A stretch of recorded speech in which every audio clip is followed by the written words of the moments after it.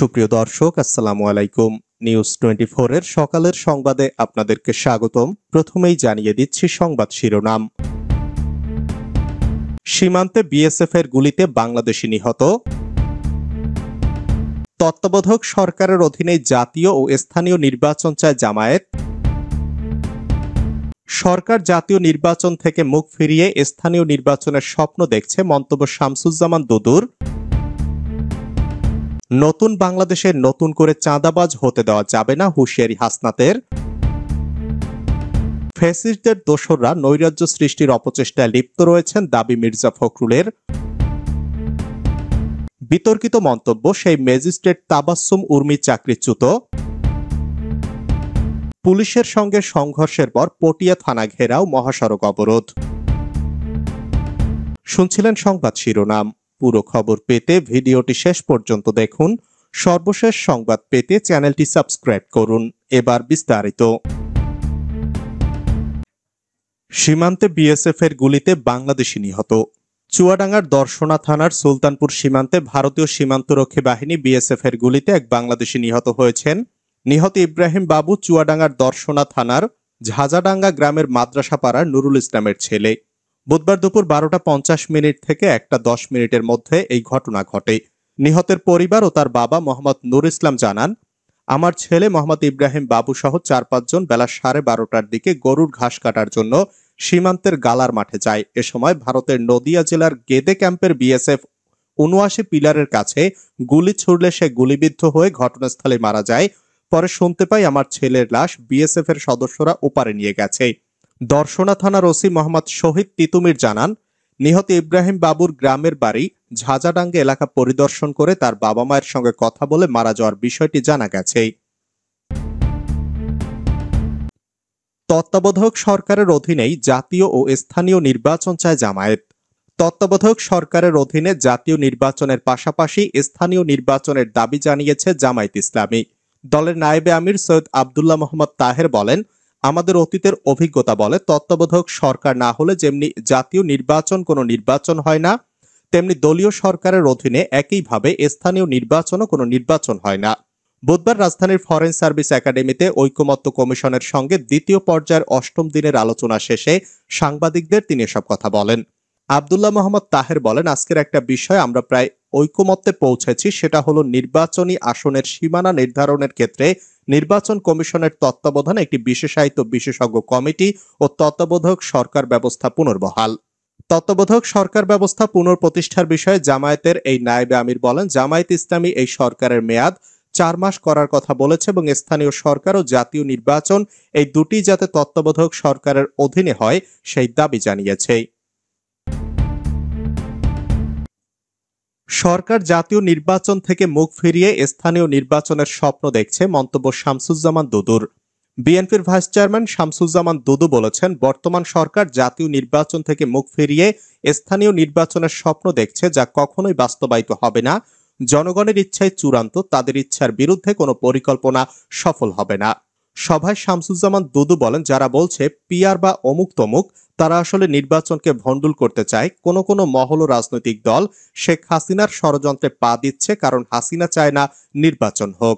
তিনি বলেন, গণতন্ত্রে উত্তরণের জন্য নির্বাচন ছাড়া বিকল্প পথ নেই, অথচ কেউ কেউ বলছে এক দলকে বাদ দিয়ে আরেক দলকে ক্ষমতায় বসানোর জন্য গণ অভ্যুত্থান হয়েছে, এমন বক্তব্যে বিভ্রান্তি তৈরি হয়েছে।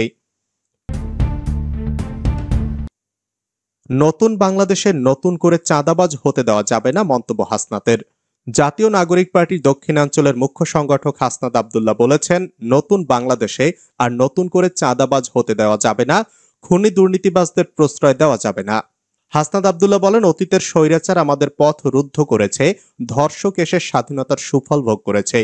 আবু সাইদ মুগ্ধদের রাস্তার মধ্যে গুলি করে হত্যা করেছে, আলেমদেরকে দাড়ি টুপি নিয়ে অপমান সহ মসজিদের ভিতর থেকে নামিয়েছে। আমাদের কোনো স্বাধীনতা ছিল না। ফ্যাসিস্টদের দোসররা নৈরাজ্য সৃষ্টির অপচেষ্টায় লিপ্ত রয়েছে, মন্তব্য মির্জা ফখরুলের। ফ্যাসিস্টদের দোসররা নৈরাজ্য সৃষ্টির অপচেষ্টায় লিপ্ত রয়েছে বলে মন্তব্য করেছেন বিএনপির মহাসচিব মির্জা ফখরুল ইসলাম আলমগীর। বুধবার গণমাধ্যমে পাঠানো বিবৃতিতে তিনি এ মন্তব্য করেন। তিনি বলেন, হারুন মাস্টারকে গুলি করে নির্মমভাবে হত্যার ঘটনায় প্রমাণ হয় যে পতিত আওয়ামী ফ্যাসিস্ট সরকারের দোসররা এখনো দেশে নৈরাজ্য সৃষ্টির অপচেষ্টায় লিপ্ত রয়েছে, আর এ কারণে বিরোধী দলের নেতাকর্মীদের উপর হামলা চালিয়ে পৈশাচিক কায়দায় হত্যা করা হচ্ছে। এসব সন্ত্রাসীদের কঠোর হস্তে দমন করতে হবে, এর কোনো বিকল্প নেই।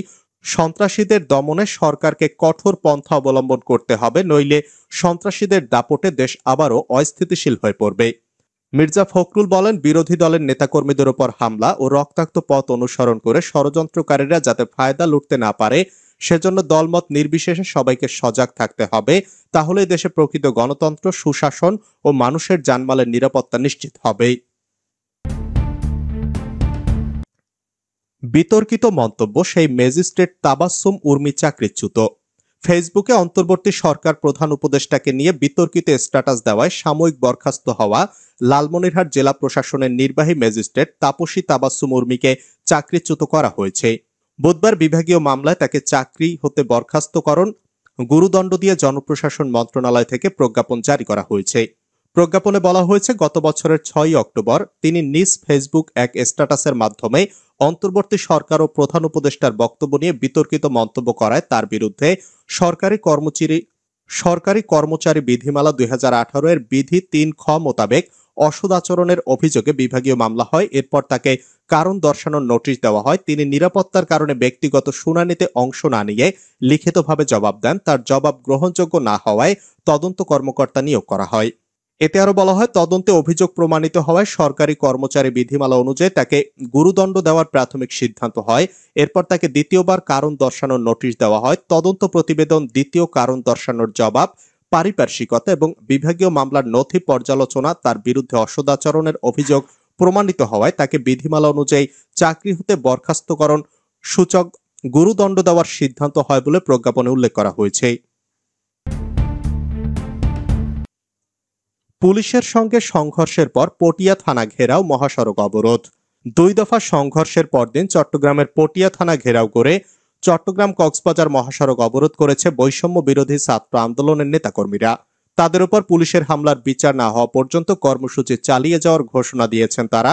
বুধবার সকাল 9:30 থেকে পটিয়া থানার মূল ফটকের সামনে অবস্থান নেন আন্দোলনকারীরা। পরে সকাল 10:40 দিকে তারা থানার সামনে চট্টগ্রাম কক্সবাজার মহাসড়ক অবরোধ করলে দুই পাশে যানজটের সৃষ্টি হয়। এর আগে মঙ্গলবার রাতে পটিয়া থানা পুলিশের সঙ্গে বৈষম্য বিরোধী ছাত্র আন্দোলনের নেতাকর্মীদের 2 দফা সংঘর্ষের ঘটনা ঘটে, যাতে উভয় পক্ষের 19 জন আহত হয়েছেন বলে দাবি করা হয়েছে। প্রত্যক্ষদর্শীরা জানান, মঙ্গলবার রাত 9টার দিকে পটিয়ার কেন্দ্রীয় শহীদ মিনারের সামনে থেকে ছাত্রলীগের এক নেতাকে আটক করে ছাত্র আন্দোলনের নেতাকর্মীরা থানা চত্বরে নিয়ে আসেন, কিন্তু তার নামে কোনো মামলা না থাকায় পুলিশ তাকে গ্রেপ্তার করতে অস্বীকৃতি জানায়। এ নিয়ে আন্দোলনকারী ও পুলিশের মধ্যে উত্তেজনা দেখা দেয় এবং এক পর্যায়ে সংঘর্ষ বেঁধে যায়।